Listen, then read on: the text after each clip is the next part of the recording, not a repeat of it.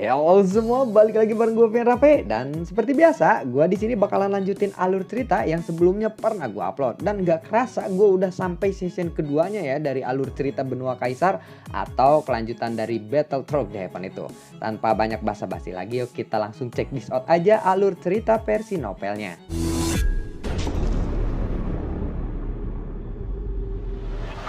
Di session sebelumnya, Xiaoyan yang berencana untuk mencari keberadaan klan Drag. Dia berencana untuk menghidupkan leluhurnya Xiao Xuan lagi. Saat ini dia telah tiba di kota Jucheng. Xiaoyan melihat sekelilingnya dan ada banyak toko dan bangunan yang eksotis di sepanjang jalan, tertata rapi dan bersih. Dia akhirnya berhenti di sebuah toko yang menjual ramuan obat. Xiaoyan melihat berbagai macam obat di toko itu. Rumput mengling, anggur pentem, rumput sumber, barang-barang di sini sangatlah bagus, tetapi harganya lumayan mahal. Xiaoyan pun lalu memutuskan untuk kembali melihat-lihat dan berjalan perlahan. Dan akhirnya matanya tertuju pada satu bahan obat yang cukup langka. Bahan obat ini disebut Bing Laizi. Ini juga merupakan bahan obat untuk pemurnian Xu Shengdan. Xiaoyan lalu berkata, "Tolong tunjukkan aku tanaman obat itu tuan," ucap dari Xiaoyan kepada penjaga toko. Tetapi bukannya menunjukkan tanaman itu kepada Xiaoyan, penjaga toko ini malah berbalik bertanya, "Apakah kamu yakin ingin tanaman obat ini?" ucap darinya. Xiaoyan lalu mengangguk. "Tetapi Anda ingin membeli atau melihat-lihat saja? Jika Anda ingin membeli, harganya 500 koin naga," ucap dari penjaga toko. "Aku ingin melihat dulu, jika barangnya cocok aku akan membelinya," ucap dari Xiaoyan. Namun saat penjaga toko hendak mengambil Bing Laizi, tiba-tiba ada seseorang yang datang dan berbicara kepada penjaga toko. "Tuan, apakah ada barang-barang yang baru datang dari toko ini?" ucap dari orang itu. Penjaga toko itu lalu berbalik dan menyapanya dengan penuh hormat. "Oh, Tuan Kugongzi, hari ini aku baru saja mendapatkan barang baru. Aku akan menunjukkannya kepada Anda. Silakan Tuan duduk dulu," ucap dari penjaga toko itu. Penjaga toko itu lalu menunjukkan Bing Laizi kepada Ku Kongzi. "Oh, Bing Laizi ya. Bagus, Bing Laizi ini. Aku mau tolong bungkus buatku ya," ucap dari Ku Kongzi. Xiaoyan melihat itu dia lalu berkata, "Hei, tunggu, aku lebih dulu datang ke sini dan aku ingin membeli Bing Laizi itu," ucap dari Xiaoyan. "Maaf ya, kamu sudah terlambat. Benda ini sekarang jadi milikku. Lagi pula aku sudah memesannya lebih dulu sebelum aku tiba di sini. Benar kan Tuan penjaga toko?" ucap dari Ku Kongzi sambil membuat isyarat kepada penjaga toko itu. Rupanya mereka telah kong-kali-kong saat ini. Iya, Bing Laizi ini sudah dipesan oleh Ku Kongzi itu sebelumnya," ucap dari penjaga toko. "Hei kalian, jangan mempermainkanku," ucap dari Xiaoyan. "Mana mungkin orang terhormat sepertiku akan mempermainkan orang desa sepertimu. Sepertinya kamu tidak mengenaliku. Bukankah kamu baru pertama kali datang ke kota Jucheng ini?" ucap dari Su Kongzi. "Siapa kamu dan apa urusannya? Tidak ada hubungannya denganku. Kamu membeli bahan obat dan aku juga membeli bahan obat di tempat ini. Aku datang terlebih dahulu, jadi aku lebih berhak untuk mendapatkan benda itu. Cepat bungkus Bing Laizi ini untukku," ucap dari Xiaoyan. Su Gongzi lalu berkata, "Hei, sepertinya kamu benar-benar bertindak sembarangan ya. Di tempat ini tidak ada orang yang berani mengambil sesuatu dariku. Tuan penjaga toko, aku akan membeli benda ini dengan emas 100 koin naga," ucap dari Su Kongzi. Setelah mendengar itu, Xiaoyan pun tidak mau kalah. Dia langsung mengeluarkan semua koin emas dari cincin penyimpanannya sambil memukul meja. "Hei, aku akan membelinya dengan harga 99.000 koin emas," ucap dari Xiaoyan. Su Kongzi yang sempat kaget saat Xiaoyan memukul meja, dia lalu berteriak, "Ayam, ayam, ayam, ayam, ayam." Tetapi setelah itu dia langsung tertawa. Mendengar Xiaoyan menyebut koin emas. Koin emas, dasar orang desa. Aduh, ya ampun, pakai koin emas. "Kalau begitu aku akan membelinya dengan harga 100.000 koin emas," ucap dari Su Kongzi. Xiaoyan tidak tahu bahwa di kota besar seperti ini, koin naga itu digunakan untuk membeli dan menjual barang, dan koin emas umumnya digunakan hanya sebagai uang receh. Jadi saat Xiaoyan mengeluarkan seikat koin emas, Sung Gongzi menertawakan Xiaoyan dengan puas. Ketika Sung Gongzi meneriakkan tawa harganya, kemarahan Xiaoyan benar-benar terbakar. Tetapi Xiaoyan teringat akan sesuatu. Dia lalu mengeluarkan sebuah benda di depannya, dan itu adalah inti sihir bintang 6. Pada saat ini, kerumunan mulai menjadi lebih banyak berkumpul di sekitaran Xiaoyan, karena mereka benar-benar ingin melihat inti sihir binatang bintang 6. Seluruh pengunjung toko pun gempar saat Xiaoyan mengeluarkan benda itu. Su Gongzi pun tercengang. Dia lalu menatap inti sihir binatang bintang 6 yang dikeluarkan oleh Xiaoyan. Dia sungguh tidak bisa mempercayainya. Bocah desa yang mengeluarkan koin emas di depannya ternyata bisa mengeluarkan barang-barang berharga seperti itu. Tiba-tiba kesombongan Kung Kongzi dimusnahkan oleh Xiaoyan. Dia lalu memplototi Xiaoyan dengan kebencian. Tidak lama kemudian dia pun pergi. Begitu Sung Gongzi pergi, Xiaoyan lalu tersenyum. Penjaga toko pun lalu membungkuskan Bing Laizi itu untuk Xiaoyan. Tetapi Xiaoyan mengabaikannya. Dia lalu mengambil koin emas dan inti sihir bintang 6 yang tadi di atas meja. Lalu dia memasukkannya lagi ke dalam cincin penyimpanannya. Kemudian dia langsung berbalik dan pergi. "Tuan, tunggu, ini tanaman obatmu," ucap dari penjaga toko. "Nah, aku tidak jadi membelinya," ucap dari Xiaoyan sambil berjalan menuju pintu keluar. Penjaga toko itu dengan cepat mengejarnya. "Tuan, tunggu," ucap darinya. Xiaoyan akhirnya berhenti dan menolehnya. Lalu dia bertanya, "Apakah begini caramu mengelola sebuah toko?" ucap Xiaoyan. Setelah itu dia kembali berjalan menuju pintu keluar toko. "Tuan, tolonglah tunggu dulu di sini. Saya benar-benar berterima kasih karena Anda telah mengingatkanku," ucap dari penjaga toko. Tetapi Xiaoyan terus mengabaikan penjaga toko itu. Lalu ada seorang pria berjubah abu-abu tiba-tiba muncul dan tersenyum. Dan dia berbicara kepada penjaga toko. "Sudahlah, biarkan tuan ini pergi. Lain kali kamu seharusnya lebih berlaku sopan terhadap semua pelangganmu," ucap dari pria berjubah abu-abu itu. Xiaoyan pun tersenyum kepada pria itu. Saat Xiaoyan hendak keluar, pria itu berbicara kepada Xiaoyan. "Tuan, aku harap kita bisa berbincang sebentar. Namaku adalah Li Sailong. Aku adalah penanggung jawab rumah lelang Dasang." Rupanya pria berjubah abu-abu itu memperkenalkan dirinya. Xiaoyan pun berhenti berjalan lagi. Xiaoyan lalu menjawab, "Apa yang ingin Anda bicarakan denganku?" ucap dari Xiaoyan. Sebenarnya Xiaoyan juga tidak bisa merasakan kekuatan Li Saolong. Jelas kekuatan pria ini pasti jauh lebih tinggi dari Xiaoyan. Aku tidak bisa membicarakannya di sini. Bagaimana kalau kita mencari tempat yang nyaman untuk kita berbincang?" ucap dari Li Saolong. Xiaoyan lalu memikirkannya, dan dia juga perlu tahu di mana bisa membeli bahan-bahan obat terbaik. Li Saolong adalah seorang penanggung jawab rumah lelang. Mungkin saja dia bisa bertanya sesuatu kepadanya. Lalu Xiaoyan pun mengangguk. Lalu mereka berdua pun pergi berjalan bersama. Setelah beberapa saat, keduanya tiba di sebuah kedai teh yang terlihat sangat elegan dari luar. Di sini sangatlah nyaman. "Ini adalah tempat yang tepat untuk kita berbincang," ucap dari Li Saolong. Xiaoyan pun lalu mengangguk dan memasuki kedai teh itu bersama Li Saolong. Setelah menemukan tempat duduk, mereka pun mulai berbincang. "Jadi kamu pertama kalinya datang ke kota ini?" tanya dari Li Saolong. Xiaoyan lalu mengangguk. "Pantas saja kamu membeli ramuan obat di tempat tadi." Xiaoyan lalu berkata, "Senior, memangnya kenapa kalau aku membeli bahan obat di tempat tadi?" tanya dari Xiaoyan. "Hehehe, aku juga ingin membeli bahan obat di kota Jucheng. Pergilah ke distrik Dandian. Di sana banyak barang yang bagus dan murah," ucap dari Li Saolong. "Lalu kenapa Gu Gongzi tidak pergi ke sana juga?" tanya dari Xiaoyan lagi. "Anak orang kaya seperti dia ingin selalu disanjung. Kalau dia pergi ke distrik Dandian, tidak ada orang yang akan menyanjungnya di sana," ucap dari Li Saolong. "Oh, jadi begitu ya. Ngomong-ngomong, hal apa yang ingin Anda bicarakan, senior?" ucap dari Xiaoyan. "Oh, begini. Inti sihir binatang bintang 6 adalah benda yang sangat mahal. Karena aku penanggung jawab rumah lelang, jadi aku ingin menawarkan sesuatu kepadamu.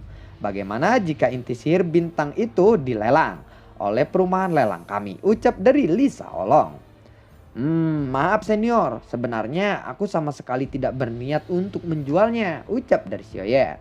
Hei, lantas kenapa kamu tadi mengeluarkan benda itu?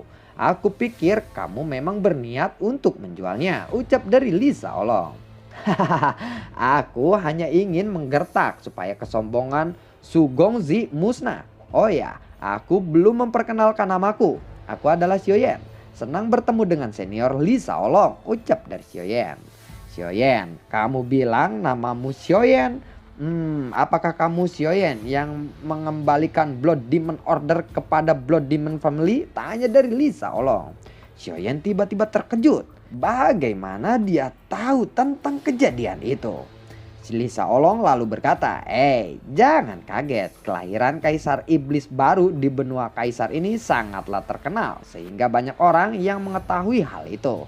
Pantas saja kamu bisa mendapatkan inti sihir bintang 6. Jadi apa tujuanmu datang ke sini? Tanya dari Lisa Olong lagi.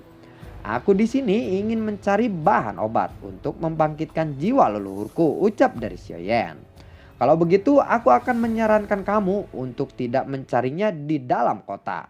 Kamu baru saja berselisih dengan Su Kongzi. Dia adalah anak laki-laki dari pemimpin klan Drag di kota Jucheng, ucap dari Lisa Olong. Setelah mendengar kata-kata Lisa Olong, Sioyen sedikit terkejut. Sioyen tidak menyangka kalau Su Kongzi adalah anak dari salah satu pemimpin klan Drag.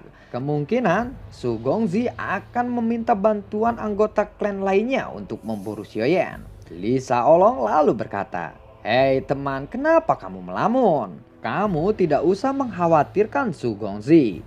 Jadi aku rasa sebaiknya kamu lebih baik pergi ke markas klan Yao di pegunungan Nasan untuk mendapatkan apa yang kamu mau." Mendengar itu, Sioyen lalu mengangguk. "Baiklah, apalagi yang akan kamu lakukan di sini?" ucap dari Lisa Olong.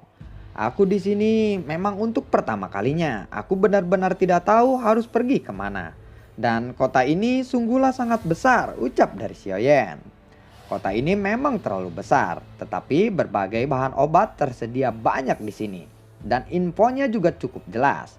Aku rasa kamu juga harus mencoba tinggal di sini untuk beberapa hari, untuk mengumpulkan informasi lainnya terlebih dahulu, ucap dari Lisa Olong. Sioyen pun lalu mengangguk, menyetujui saran Lisa Olong itu.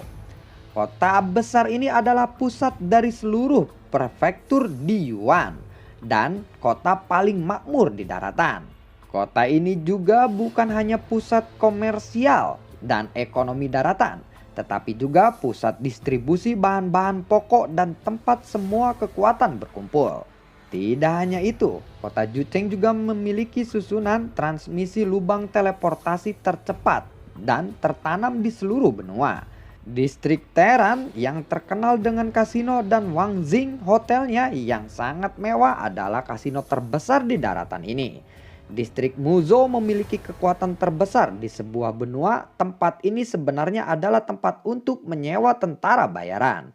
Di sini orang-orang bisa memperkerjakan seseorang untuk membantu berburu harta karun atau yang lainnya. Di area Yuozhu terdapat area duel dan perjudian paling berdarah. Di sini orang-orang bisa bertaruh atau berduel sampai mati. Distrik Dandian yang paling terkenal akan bahan obatnya. Di distrik Sangmeng adalah tempat perdagangan barang terbesar. Di distrik inilah rumah lelang Dangsang berada. Lalu aliansi bayangan terkenal karena mereka menjual informasi dan menerima misi pembunuhan atau penyerangan skala besar. Dan di sini juga pusat dari segala kesenangan nafsu duniawi. Setelah memahami informasi ini, Sioyen jadi tahu bahwa distrik Dandian dan distrik Sangmeng adalah tempat yang harus dia tuju. Lisa Olong lalu berkata, jadi kamu harus membeli bahan obat, lalu menyempurnakannya dan kemudian kamu mengkonsumsinya sendiri? Tanya dari Lisa Olong. Sioyen lalu mengangguk. Baiklah, jadi hal pertama yang kamu butuhkan adalah bahan obat yang sangat banyak dan kamu bisa mendapatkannya jika kamu punya uang. Lalu yang kedua adalah resep. Jika resepnya jelek, itu akan membuatmu mendapatkan banyak kegagalan dan tentu akan membuatmu mengeluarkan lebih banyak uang. Dan ketiga, harus kuali obat yang bagus supaya bisa mengurangi pemakaian bahan dan juga meningkatkan tingkat keberhasilan pemurnian obat itu. Ucap dari Lisa Olong. Xiaoyan pun mengangguk lagi. Melihat ekspresi Xiaoyan, Lisa Olong pun kembali melanjutkan perkataannya. Yang keempat, kamu harus membutuhkan skill pengendalian api yang hebat. Dan kelima, tubuh fisikmu harus kuat karena kekuatan jiwa saja itu tidak cukup untuk mendukung pemurnian jangka panjang. Hei, bagaimana? Apakah aku benar? Tanya dari Lisa Olong. Mendengar ini, Xiaoyan pun sedikit kagum kepada Lisa Olong. Walaupun lehernya agak sedikit sakit karena kebanyakan mengangguk. Analisa senior sangat hebat, aku kagum kepadamu, ucap dari Xiaoyan. Karena Xiaoyan sudah mendapatkan resep kaisar iblis dan kuali obat yang terbaik, Xiaoyan masih percaya diri untuk berhasil melewati ini dengan baik. Sedangkan api surgawi dia punya sekarang tampaknya sedikit lemah, tetapi tidak terlalu buruk. Apalagi dengan keberadaan roh darah, peningkatan pengendalian api surgawi hanyalah masalah waktu. Dari 6 elemen, satu-satunya hal yang kurang adalah uang. Xiaoyan sangatlah miskin sekarang. Xiaoyan hanya bisa menghela nafas karena kemiskinannya ini. Hei, kenapa kamu menghela nafas panjang? Ucap dari Lisa Olong. Masalah kekurangan ini sungguh menyulitkanku, ucap dari Xiaoyan. Lalu apakah kamu memiliki rencana lain? Tanya dari Lisa Olong lagi. Xiaoyan lalu menjawab. Mungkin sebaiknya aku pergi ke distrik dan Dian dulu, ucap dari Xiaoyan. Karena Xiaoyan sekarang sedang terburu-buru untuk meningkatkan skill pemurniannya, memperbaiki Shu Sheng dan pun telah menjadi tujuan utamanya. Pasar bahan obat masih agak jauh dari pintu keluar lubang teleportasi di distrik dan Dian. Kebetulan aku juga akan membeli bahan obat di sana. Jadi aku bisa menemanimu, ucap dari Lisa Olong. Xiaoyan pun tersenyum tanpa mengangguk karena lehernya sudah sakit. Di sepanjang jalan banyak pejalan kaki menyapa Lisa Olong. Sepertinya dia itu memang orang yang cukup terkenal di sini. Xiaoyan, aku lupa memberitahumu sesuatu. Ini sangatlah penting. Demi keselamatanmu, aku harap kamu menyembunyikan identitasmu di sini, ucap dari Lisa Olong. Mendengar itu, Xiaoyan lalu berkata, baiklah, ucap dari Xiaoyan. Setelah beberapa saat, mereka pun tiba di susunan lubang teleportasi. Xiaoyan dan Lisa Olong pun memasuki lubang teleportasi itu. Lalu setelah mereka keluar dari lubang teleportasi, terlihat sebuah kota di depan mereka. Banyak petir bergemuruh di sini. Sekilas, kota ini dihubungkan oleh 8 anak tangga. Setiap halaman rumah memiliki aula utama. Atap aula utama terdapat sebuah pangkal petir. Lisa Olong lalu berkata, bagaimana? Apakah ukuran kuil dan di sini membuatmu terkejut? Tanya dari Lisa Olong. Xiaoyan lalu berkata, iya, ini sangatlah besar, ucap dari Xiaoyan. Semua orang yang baru pertama kali melihat kuil dan sama denganmu. Ngomong-ngomong, kamu belum mendaftar? Apakah aku harus mendaftarkanmu sekarang? Tanya dari Lisa Olong. Tetapi aku bukan seseorang ahli pengobatan, ucap dari Xiaoyan. Tidak masalah, selama kamu berjuang, kamu pasti bisa melakukannya, ucap dari Lisa Olong. Baiklah kalau begitu, ayo kita pergi, ucap dari Xiaoyan. Mereka pun berjalan ke suatu tempat. Setelah beberapa saat, mereka pun sampai di pintu masuk kuil. Terlihat kata-kata di sana, aula pendaftaran. Xiaoyan dan Lisa Olong pun langsung masuk. Terlihat 2 meja di tengah aula. Di kursi belakang meja, seorang lelaki tua duduk bersila di sana. Xiaoyan segera mendekat dan berkata, permisi tuan, aku mau mendaftar, ucap dari Xiaoyan. Pria itu segera membuka matanya, lalu dia bertanya, 1 atau untuk 2 orang? Tanya dari pria tua itu. Xiaoyan lalu berkata, 1, hanya untukku saja, ucap dari Xiaoyan. Kalau begitu yang lainnya keluar, ucap dari pria tua itu. Lisa Olong lalu menggelengkan kepalanya. Setelah itu dia berbalik dan pergi. Berapa banyak item yang akan kamu uji? Tanya dari pria tua itu. Salah satu item kaisar, ucap dari Xiaoyan. Ramuan apa yang akan kamu uji? Tanya dari pria tua itu juga. Fan Kontin, ucap dari Xiaoyan. Siapa namamu? Namaku Yan Yan, Yan Yan, ya Yan Yan, ucap dari Xiaoyan. Baiklah kalau begitu, bayar uang pendaftarannya, ucap dari pria tua itu. Uang pendaftaran, tanya dari Xiaoyan. Tentu saja, kamu pikir penilaian itu gratis? Tanya dari pria tua itu. Lalu berapa banyak uang yang harus aku bayarkan? Tanya dari Xiaoyan. 500, ucap dari pria tua itu. Xiaoyan pun segera menyerahkan 500 koin emas kepada pria tua itu.